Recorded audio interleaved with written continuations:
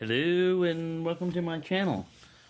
Well, I'd like to thank one of my subscribers and commenters and viewers, Hollywood Tacticool. He was asking about if he could see the a civilian version, basically, of a military mess kit, which is a Hobo Stove.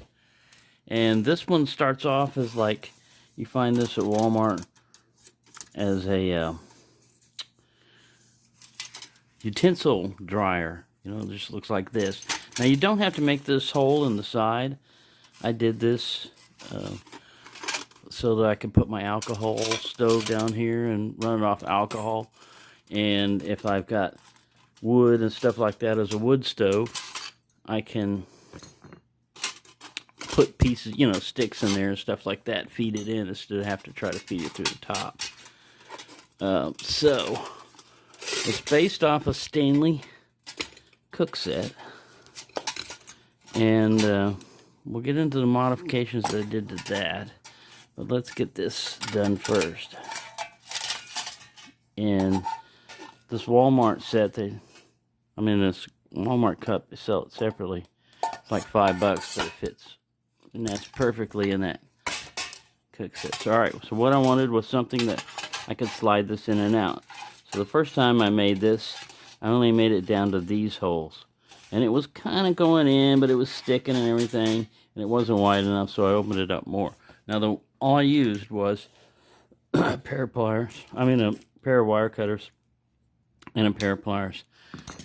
Now, I could have used a Dremel tool with the cutoff thing and, you know, all this other stuff, hacksaw, all this other stuff. But keep in mind, you know, this is something that a hobo would make, so they're not going to have a lot of power tools, access to them, you know, all that.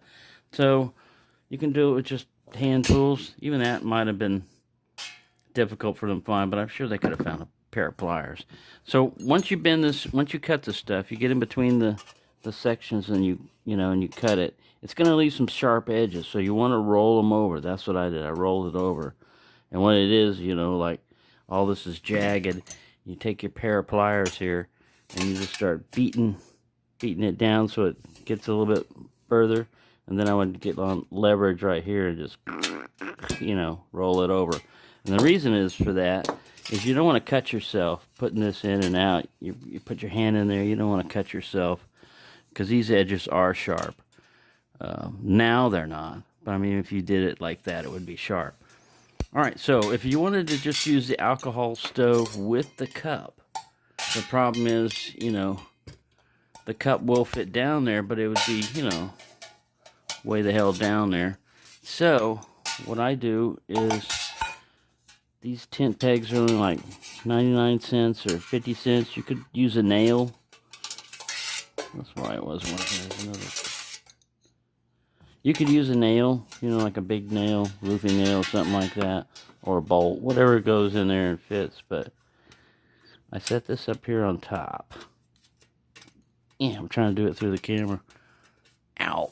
Oh. Alright. Put that like that.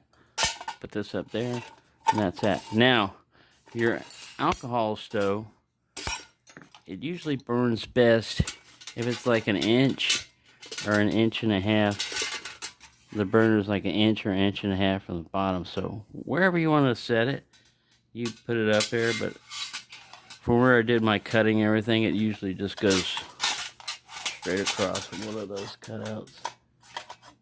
Sorry, I'm trying to do this through the camera. But yeah, you can. This is where if you had extra, I mean, you know, I've got it set up with just 4 of these tent peg things. I mean, these tent stakes.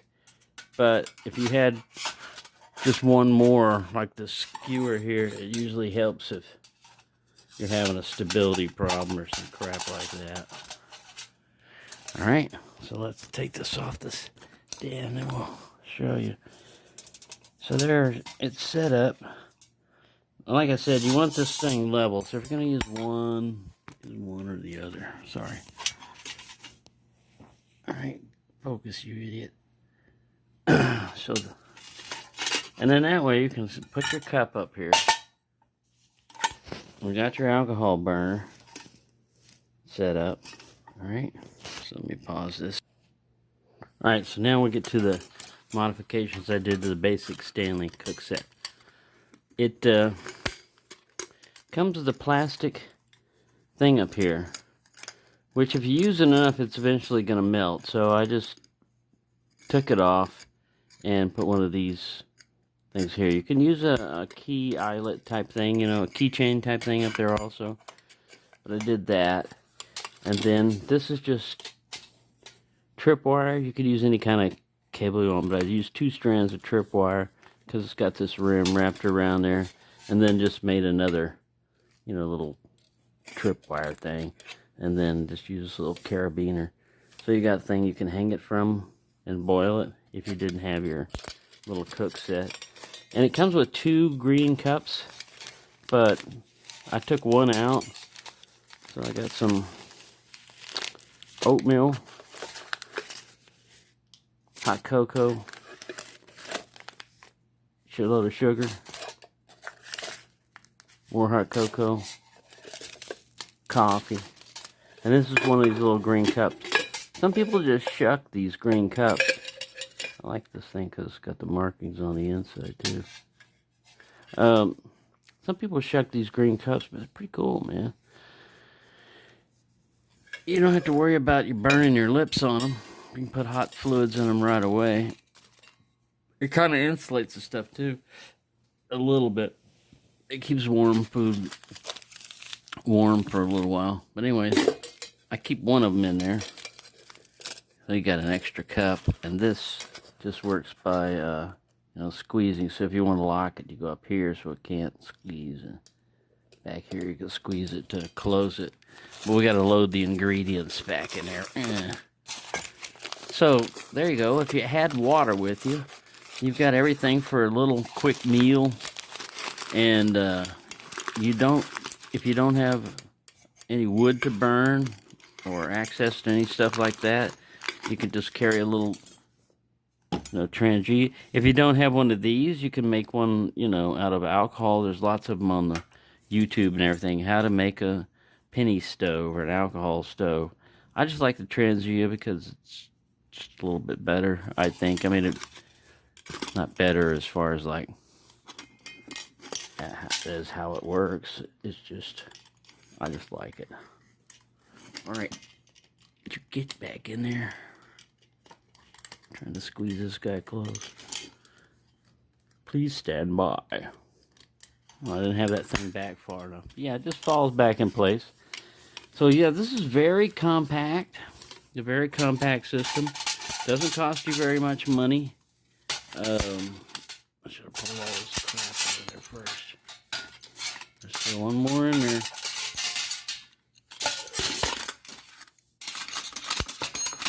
Doesn't cost you a whole lot of money. You can customize it however you want.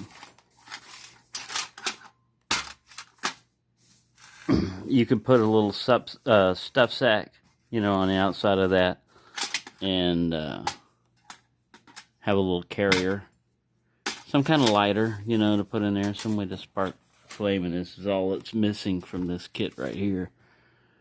But I just threw this together right now because I've been working on it.